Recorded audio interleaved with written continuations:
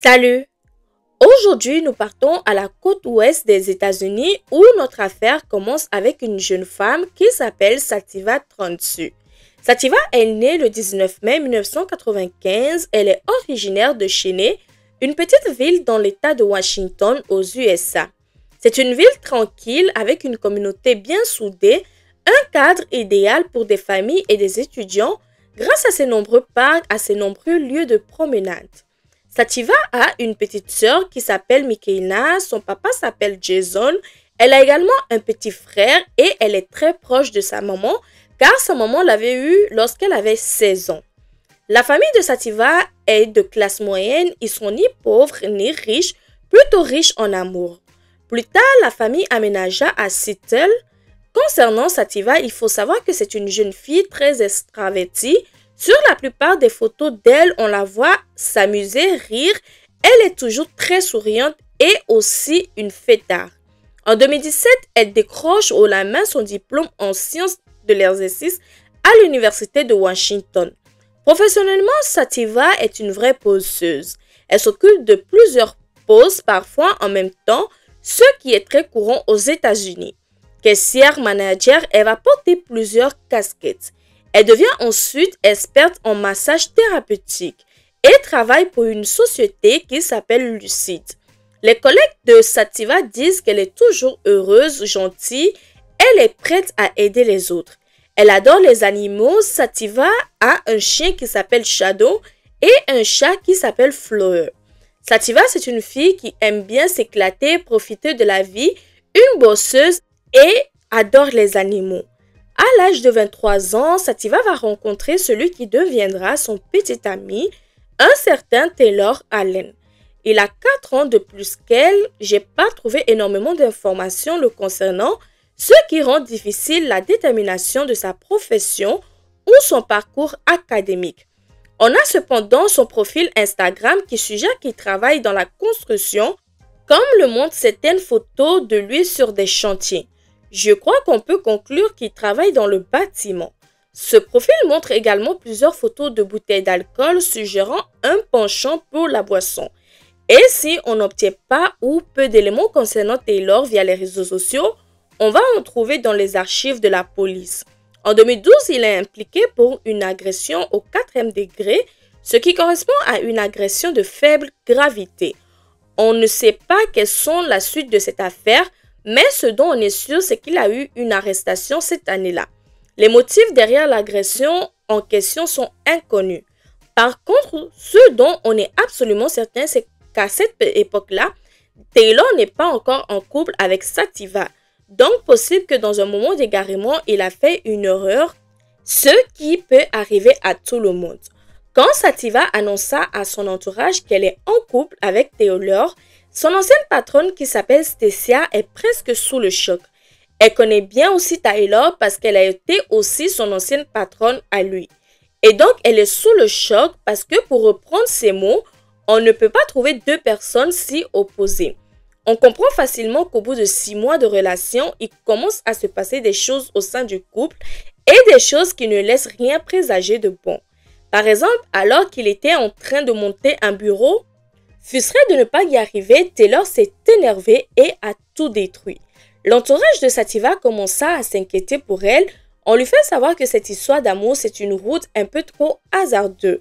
Au bout à peine de 6 mois de relation, Taylor s'avère être très agressif, autoritaire, possessif et jaloux.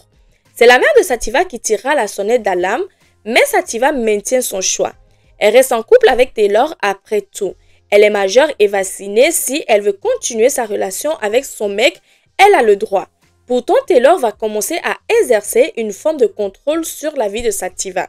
Par exemple, il va fouiller dans son téléphone, ce qui est très malsain. On ne parle pas seulement de jeter un coup d'œil dans le téléphone ici, mais il est question d'un logiciel installé pour voir tous les messages que Sativa reçoit sur son téléphone. Il les reçoit directement sur son ordinateur portable et ça, il faut savoir que c'est illégal. Installer un logiciel d'espionnage sur un dispositif personnel sans permission, c'est une atteinte à la vie privée d'un individu, même si tu es en couple avec cette personne. Sativa et Taylor s'installa ensemble à Milton, toujours dans l'État de Washington. Minton se situe à environ 5 heures de route en voiture de Spokane. C'est où réside désormais la famille de Sativa. Et d'ailleurs, je disais plus tôt qu'il aime bien boire, mais figurez-vous qu'il aime bien prendre de la drogue aussi. Et ce combo n'est pas l'un des plus recommandables, surtout si tu dois prendre le volant. En août 2021, Michaela, la sœur de Sativa, rend visite au couple. Elle va rester chez eux après une semaine. Taylor est rarement là, ce qui permet à Michaela de voir vraiment dans quel environnement vit sa grande sœur. Et là, elle se rend compte que ça va clairement très mal. Elle découvre des gros trous dans les murs, des objets cassés, mais Sativa trouve toujours une bonne excuse, du genre c'est un petit accident. Michaela constata que l'alcool modifie totalement la personnalité de Taylor, au point que Sativa va elle-même le surnommer la bête. Quand il boit la bête, il devient très violent. D'autres membres de la famille de Sativa décrivent Taylor comme ayant un comportement violent et abusif. La mère de Sativa dira plus tard qu'il est très abusif émotionnellement et psychologiquement. Là, dans ce cas, on retrouve les caractéristiques du pervers narcissique. Isoler l'autre, tout faire pour avoir le contrôle sur l'autre. Nous sommes en hiver 2021, la relation entre Sativa et Taylor est au plus bas. Sativa envisagea même de quitter Taylor car la situation a assez duré pour elle. Mais là, une grosse surprise. Taylor l'invita à partir en voyage à Cancun au Mexique. Pour Sativa, ça tombe plutôt mal car elle a l'habitude de passer les vacances de Thanksgiving avec sa famille. Ce sont des vacances très importantes, voire sacrées pour certains Américains. Puis en plus, elle a envie de le quitter. Elle réfléchit à cette proposition, malgré tout, elle se décide et a accepté. Après tout, ils seront dans un cadre paradisiaque, ça va leur faire du bien à tous les deux. Par contre, Sativa est bien décidée à rompre avec lui à leur retour de vacances. Donc, direction Cancun en plein mois de novembre. Malheureusement pour Sativa, ça ne va pas bien se passer pour elle. Pendant les premiers jours, la jeune femme contacta fréquemment sa famille, notamment sa sœur et aussi quelques amis proches. Elle se plaint du comportement de Taylor qui boit trop et se montre particulièrement agressif. Alors certes, elle envoie de super photos de ses vacances, des photos de son superbe hôtel, mais tout finit à revenir sur le climat de tension entre elle et Taylor. Le couple se dispute très souvent, ils boivent tous les deux des quantités d'alcool astronomiques pendant leur séjour. Elle se plaint de ça et confia même à ses amis. D'ailleurs, ça dégénère tellement qu'ils en viennent aux mains. Le 26 novembre au soir, Taylor blessa Sativa à tel point qu'elle aura besoin de points de suture pour refermer ses plaies. Son menton est profondément blessé. Les détails de cette altercation, on ne les connaît pas. Sativa ne s'en souvient pas. Ça prouve à quel point ils avaient énormément bu d'alcool. Les tensions entre Taylor et Sativa continuèrent même plus loin que Taylor menaça de se jeter par la fenêtre de la chambre de l'hôtel et personne n'est alerté par les disputes constantes dans l'établissement. Quand on posa la question à Sativa au sujet de sa blessure au menton, est-ce que c'est ton copain qui les a fait? Sativa répondit que non. Un médecin va recoudre les plaies à l'hôtel et ensuite Sativa va rejoindre Taylor dans leur chambre. Si j'ai bien compris, ce n'est pas la première fois que les disputes se transforment en altercations physiques au sein du couple. Par contre, les points de structure, c'était nouveau. Samedi matin, donc le lendemain de cette altercation, Sativa devient muette sur les réseaux sociaux. Elle, qui est du genre expressive ou aussi message Snapchat, aucune nouvelle d'elle. Ce n'est pas normal. Son entourage le remarqua tout de suite, surtout ses derniers messages parlaient de la dispute avec son copain et des points de structure. Sa sœur Michelina exprima ses inquiétudes sur Facebook puisqu'elle sait qu'une confrontation vient d'avoir lieu entre Sativa et Taylor. Elle s'inquiétait vraiment. La nuit de vendredi à samedi, les résidents de l'hôtel se plaignaient d'entendre des cris. Et personne ne trouve judicieux de s'inquiéter et prévenir. Alors peut-être pas la police, mais au moins le personnel de l'hôtel. Le lendemain de l'altercation, c'est-à-dire le 27 novembre 2021 au matin, une femme de chambre retrouva le corps inerte de Sativa. Elle appela immédiatement le 911. Oui, au Mexique aussi, pour contacter les services d'urgence, c'est le 911 comme aux USA. Les services d'urgence arrivent et vont découvrir Sativa couchée sur le ventre. Elle portait encore son sac à main à l'épaule. À l'âge de 26 ans, Sativa Transu est déclarée morte. Et c'est vers 9 heures du matin que sa famille reçoit un appel des autorités mexicaines pour leur annoncer la terrible nouvelle. 2 jours plus tard, soit le 29 novembre, la police de Cancun tweeta une photo de Taylor Allen au commissariat. Il est encore vêtu d'un peignoir d'hôtel. On annonce son arrestation pour un possible féminicide. La police mexicaine indiqua que Sativa a été tuée la nuit du 26 au 27 novembre. Et voici ce que l'enquête conclut. Vendredi soir, Sativa et son petit ami ont dîné au restaurant de l'hôtel avant d'aller au bar. Au bar, ils vont consommer d'alcool. Après un message envoyé par Sativa à une amie, ce soir-là, Taylor va boire 7 shots de tequila et 2 pina colada. Au cours de la soirée, Taylor va péter les plombs. Il est gentiment escorté jusqu'à sa chambre ainsi que Sativa par la sécurité. Ce qui va se passer dans la chambre et qui va mener à la mort de Sativa, personne ne sait, si ce n'est la victime et la personne responsable. On va devoir compter sur le rapport d'autopsie des autorités mexicaines pour éclairer le rapport qui permet de remonter le temps et de faire parler les morts. Le médecin légiste en charge de l'affaire constata que le corps de la pauvre Sativa est recouvert d'hématomes. Il en conclut que la victime a été battue et étranglée à mort. A priori, Taylor aurait pressé ses mains autour du cou de Sativa de plus en plus fort. Il faut savoir que la mort par strangulation n'est pas comme dans les films en 20 secondes et c'est terminé. Dans la vraie vie, c'est bien plus que terrible. La victime commence par s'évanouir et pour que mort s'ensuit, il faut que la privation d'oxygène dure au moins 45 minutes. Il faut être costaud et il faut vraiment le vouloir.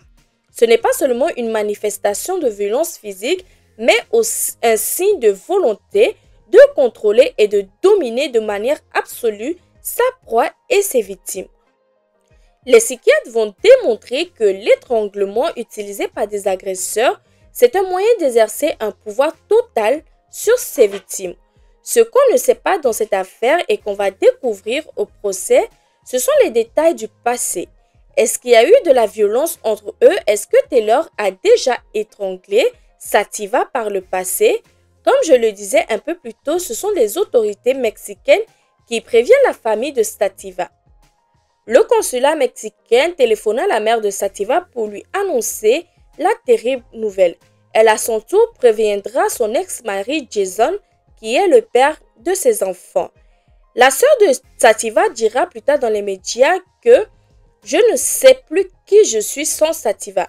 Je ne suis plus Michelina. » Toute la famille est tellement dévastée qu'ils n'ont pas eu la force de se rendre au Mexique. Et c'est une des tantes qui s'y rendra. Lorsqu'elle verra le corps de sa nièce, elle dira à la famille « On dirait qu'elle a été tabassée à mort. » Rapatrier un corps, c'est une démarche qui est très compliquée. Rajoute à ça le fait que ce soit une affaire criminelle et les avocats de Taylor font tout pour défendre le client. Le corps de Sativa est retourné à sa famille que le 9 décembre. Pour aider sa famille à recouvrir les frais générés par le rapatriement, les funérailles et les frais d'avocat, une campagne GoFundMe est créée par Michelina avec un objectif de 50 000 $. Au bout de 2 semaines après le lancement de cette cagnotte, l'objectif sera presque atteint. Et le corps de Sativa est rapatrié le 9 décembre pour ses funérailles. Près de 200 personnes assistent à cet ultime hommage rendu à cette jeune femme de la communauté de Spock. Le 11 décembre, la famille de Sativa va organiser une autre célébration dans sa ville. Une question reste donc en suspense. Qu'en est-il du procès et des suites qui concernent Taylor qui a vraisemblablement tué sa petite amie? Alors c'est là qu'on est dans le flou total. Aucun article ne mentionne aucune mise à jour. D'après certaines sources, Taylor est de nouveau à Cancun au Mexique, mais la plupart des articles ou publications à son sujet sont vraiment très anciens. Donc, c'est à confirmer. Pour information, la peine de mort a été abolie au Mexique en 2005 et c'est vrai déjà à cette date, on avait très peu de recours à la peine de mort et la dernière fois qu'une personne a été exécutée au Mexique, c'était en 1961. En 2024 et parmi les dernières actualités au sujet de Sativa, il y a la création d'une course à pied en sa mémoire qui a pour but de prévenir la violence domestique. Sa sœur est de la partie pour représenter Sativa devant les médias. Là où sa mère reste relativement discrète, ce n'est pas surprenant puisque la mère de Sativa était particulièrement choquée par la perte de sa fille. Comme on peut s'en douter, puisque la couleur préférée de Sativa c'est le violet, on peut voir sur les images des ballons de cette couleur, mais aussi des participants qui rendent hommage à Sativa. Du coup, les dernières actualités en 2025 concernant Taylor, d'après les informations, Taylor est toujours en détention au Mexique dans l'attente de son procès. C'est ainsi que notre histoire se termine ici. Merci d'avoir regardé. N'oubliez pas de vous abonner, de liker, de partager. On se retrouve donc dans une prochaine vidéo.